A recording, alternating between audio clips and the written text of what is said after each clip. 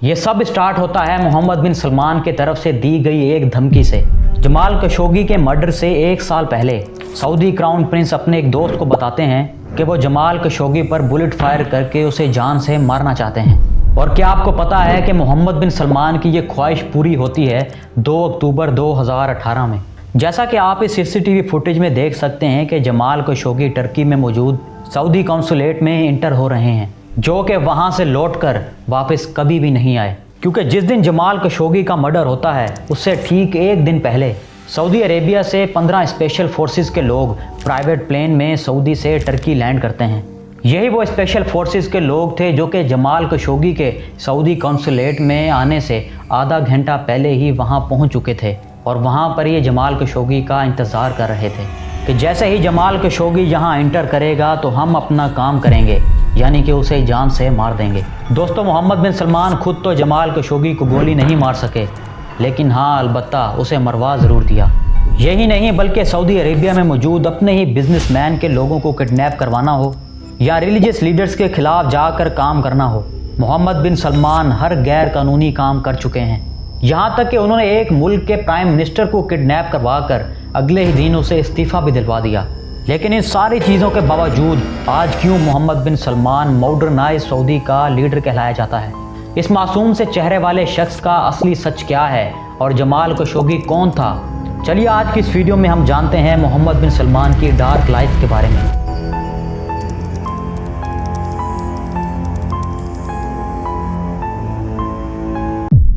अब मोहम्मद बिन सलमान के crown Prince बनने की जर्नी पर अगर हम नज़र डालें तो सलमान बिन अब्दुल अजीज़ के तीसरी बीवी के ये सबसे बड़े बेटे हैं।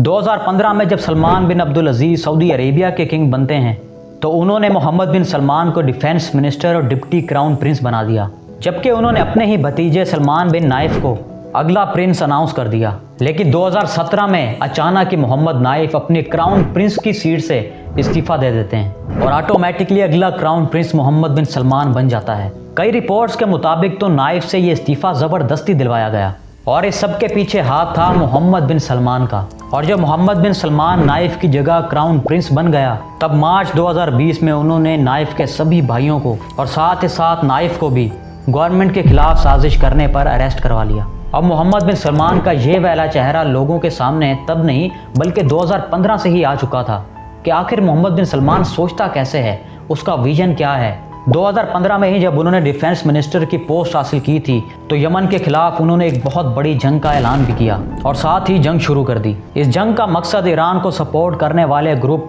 हुतीज रिबल्स को ख़त्म करना था, जिस पर अमेरिका ने सऊदी अरेबिया और UAE की मदद से यमन पर 20,000 से ज़्यादा हवाई हमले किए थे और इसके नतीजे में लाखों लोग मारे गए थे।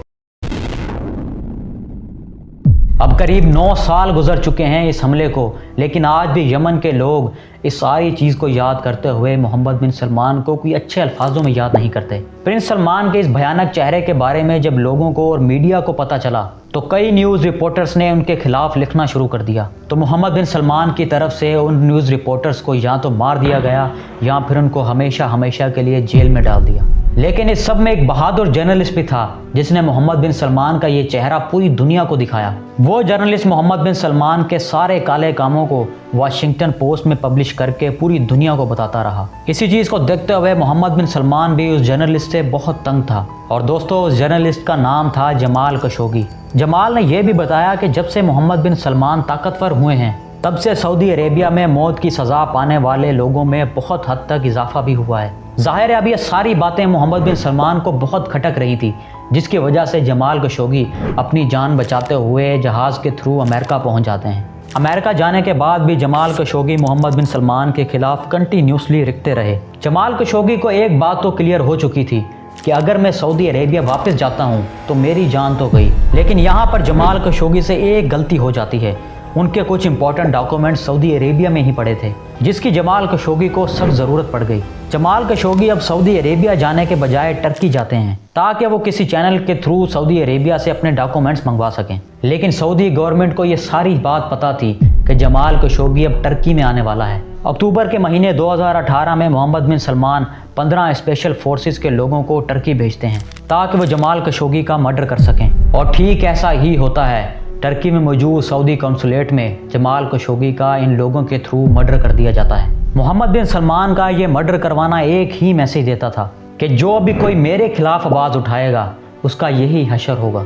जमाल खशोगी के मर्डर के बाद कई केसेस भी चले, लेकिन इस चीज़ पर सऊदी गवर्नमेंट और अमेरिका ने मोहम्मद बिन सलमान को बेगुनाह करार दिया। लेकिन एक अमेरिकन जज जॉन बेट्स ने यह फैसला सुनाने के बाद ये अल्फाज कहे कि मेरे पास इस फैसले के अलावा कोई और ऑप्शन ही नहीं था कि वो मोहम्मद बिन सलमान को बेगुनाह करार दें। दोस्तों, अब सारी बातों से आपको मोहम्मद बिन सलमान की पावर के बारे में पता चला होगा, लेकिन यह सब यहीं ख़त्म नहीं होता। क्या आपने कभी सुना है कि एक मुल्क के प्राइम मिनिस्टर को किडनैप करवा कर उससे इस्तीफ़ा दिलवा दिया जाए? खैर, ऐसा ही होता है 2017 में, जब लिबनान के प्राइम मिनिस्टर साद हिरारी सऊदी के विजिट पर गए थे, लेकिन सऊदी अरेबिया ने उन्हें बंदी बना लिया और अगले ही दिन उन्होंने सऊदी अरेबिया के सरकारी चैनल पर अपने इस्तीफे का ऐलान कर दिया। Lebanon's Prime Minister has resigned. Harari made the sudden announcement in a televised statement from the Saudi capital Riyadh. कहा जाता है कि उन्हें सऊदी अरेबिया पहुंचने के बाद सलमान बिन अब्दुल अजीज और मोहम्मद बिन सलमान की तरफ से दावतनामा दिया गया। मिलने के एक ही दिन बाद साद हिरारी ने अपने इस्तीफे का ऐलान भी कर दिया। लिबनान में इस इस्तीफे के बाद कई हंगामे भी हुए और लिबनान के लोग ये भी कहने लगे कि सऊदी के किंग और प्रिंस ने उनकी किडनैपिंग की है और उन्होंने ही ज़बरदस्ती ये इस्तीफ़ा दिलवाया है। लिबनान गवर्नमेंट ने बहुत कोशिश की कि वो सऊदी अरेबिया से अपने प्राइम मिनिस्टर को छुड़वा लें, लेकिन इसका कोई असर नहीं हुआ। बिल आखिर फ्रांस की मदद की वजह से साद हिरारी को दोबारा लिबनान भेज दिया जाता है और अपने मुल्क यानी कि लिबनान पहुंचते ही वो अपना इस्तीफ़ा वापस ले लेते हैं। अब इसके अलावा मोहम्मद बिन सलमान के अपने ही मुल्क के बिजनेसमैन को किडनैप करने का सिलसिला भी सामने आया था। असल में ये बात थी 2017 की, जब सऊदी के सिक्योरिटी फोर्सेस ने अचानक सऊदी के कई बड़े बड़े अमीर लोगों को करप्शन के चार्जेस लगाकर जेल में डाल दिया। अरेस्ट करते ही उनके बिजनेसेस को सील और बैंक अकाउंट्स को फ्रीज कर दिया गया और उनको छोड़ने के बदले में सऊदी गवर्नमेंट ने उनसे 106 बिलियन डॉलर्स लिए थे। इन बिलियनर्स को भी किडनैप करवाने का एक ही मकसद था कि मोहम्मद बिन सलमान पूरी दुनिया को और सऊदी के लोगों को ये बताना चाहते थे कि असल पावर तो मेरे पास है, क्योंकि मोहम्मद बिन सलमान को हमेशा ये डर रहता है कि ये पैसे वाले लोग आगे जाकर मेरे लिए कोई मुश्किल ना खड़ी कर दें। यही नहीं, मोहम्मद बिन सलमान के तो अपने ही रिलीजियस लीडर्स के साथ कई इख्तलाफात भी रहते हैं। अब इसकी वजह भी बहुत इंटरेस्टिंग है, क्योंकि 1744 में एक एग्रीमेंट साइन हुआ था। इस एग्रीमेंट में ये बताया गया था कि सऊदी अरेबिया की पूरी पॉलिटिक्स को अल सऊद संभालेगी और मोहम्मद बिन सलमान भी अल सऊद ही में से हैं। इसी एग्रीमेंट में ये भी कहा गया था कि रिलीजियस की सारी चीज़ों को अल वहाब संभालेगी। अब दोस्तों, अगर आप डिटेल से अल सऊद और अल वहाब के बारे में जानना चाहते हैं तो आप मेरी ये खाना काबा पर हमला की प्लेलिस्ट को देख सकते हैं, जिसमें मैंने डिटेल से सऊदी अरेबिया की हिस्ट्री के बारे में जिक्र किया है। खैर, इस एग्रीमेंट में ये भी कहा गया था कि ये दोनों खानदान एक दूसरे के काम में इंटरफेयर नहीं करेंगे, लेकिन मोहम्मद बिन सलमान की सोच कुछ अलग है। वो सऊदी अरेबिया को मॉडर्नाइज करना चाहते हैं, जिसकी वजह से अल वहाब के लोगों को अल सऊद के लोगों से बहुत मसला भी होता है। और आज तो सऊदी अरेबिया में कई क्लब्स बनाए जा चुके हैं, लिकर को आम कर दिया गया है, बाहर के सिंगर्स यहाँ पर आकर कंसर्ट्स करते हैं और इसी चीज़ को देखते हुए अब सऊदी अरेबिया के रिलीजियस लीडर्स भी बहुत परेशान हैं कि आखिर मोहम्मद बिन सलमान चाहता क्या है। अब सऊदी अरेबिया में भी एक ऐसी जगह है जिसका नाम है मदाइन साले, जहाँ पर एक हदीस के मुताबिक रसूलुल्लाह सल्लल्लाहु अलैहि वसल्लम ने मुसलमानों को जाने से मना फरमाया है, लेकिन वहाँ पर भी आज मोहम्मद बिन सलमान टूरिज़्म को प्रमोट कर रहा है। इसके ऊपर भी मेरी एक वीडियो है, आप वो जाकर भी ज़रूर देखिएगा। तो दोस्तों, अगर आपने इस वीडियो में मोहम्मद बिन सलमान के बारे में कुछ भी जाना हो या कुछ सीखा हो तो मुझे कमेंट्स में ज़रूर बताइएगा, और अगर वीडियो पसंद आई हो तो चैनल को सब्सक्राइब ज़रूर करें।